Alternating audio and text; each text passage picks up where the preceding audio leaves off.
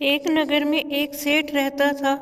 ईश्वर में बहुत भक्ति भाव रखता था। रोजाना सुबह सुबह पास के मंदिर में जाकर भगवान की पूजा करता, फिर घर आकर अपने घर में बने छोटे से मंदिर में पूजा करता। उसके बाद ही वह अपनी दुकान पर जाता था।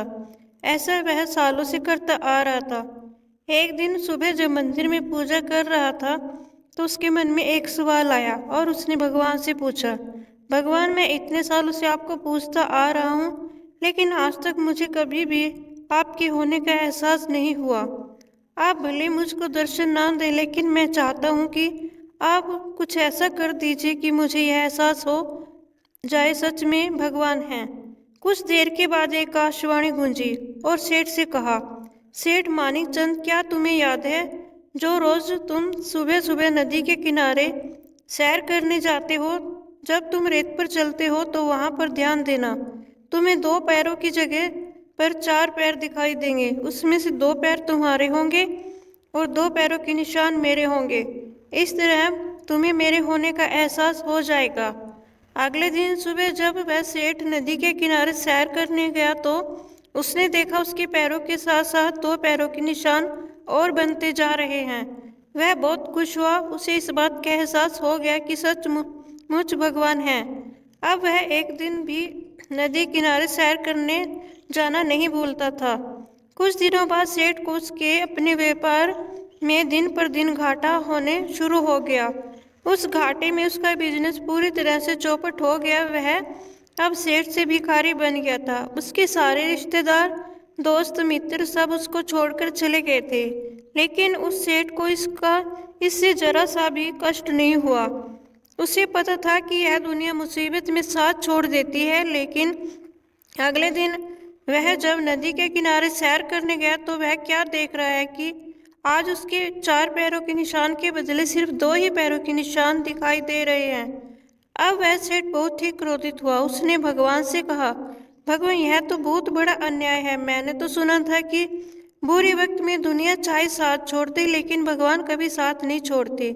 लेकिन यहाँ तो मैं देख रहा हूँ कि आपने भी मेरा साथ छोड़ दिया है।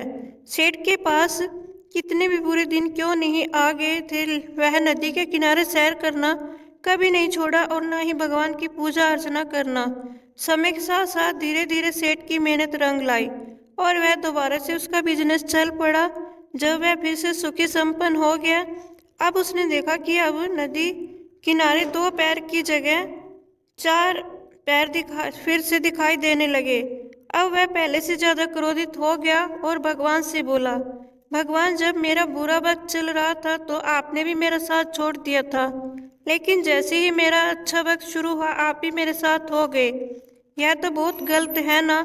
मुझे नहीं पता था कि भगवान भी अपने भक्तों के साथ ऐसा कर सकते हैं। समुद्र के किनारे फिर से एक आकाशवाणी गूंजी और सेठ को कहा, सेठ, मैं अपने भक्तों का साथ कभी नहीं छोड़ता हूँ। तुम कैसे सोच लिया कि मैं तुम्हारा साथ छोड़ दूंगा, जो अपने बुरे समय में भी मेरी पूजा अर्चना करना नहीं छोड़ा। मुझे लगता है कि बुरे वक्त में मैंने तुम्हारा साथ छोड़ दिया था, लेकिन भक्त ऐसा नहीं है। बुरे वक्त में नदी के किनारे जो तुम्हें दो पैरों के निशान दिखाई देते थे, वह पैरों के निशान तुम्हारे नहीं थे, वह पैरों के निशान सिर्फ मेरे थे।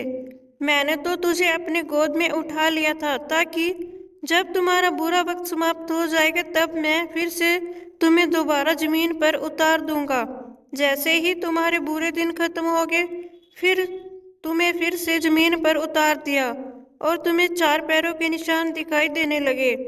दोस्तों, यह भले ही काल्पनिक कहानी है, लेकिन इस कहानी का नैतिक शिक्षा यही है कि हमें अपने आप पर और ईश्वर पर कभी भरोसा नहीं छोड़ना चाहिए, क्योंकि बुरे वक्त अंधेरी रात की तरह होता है।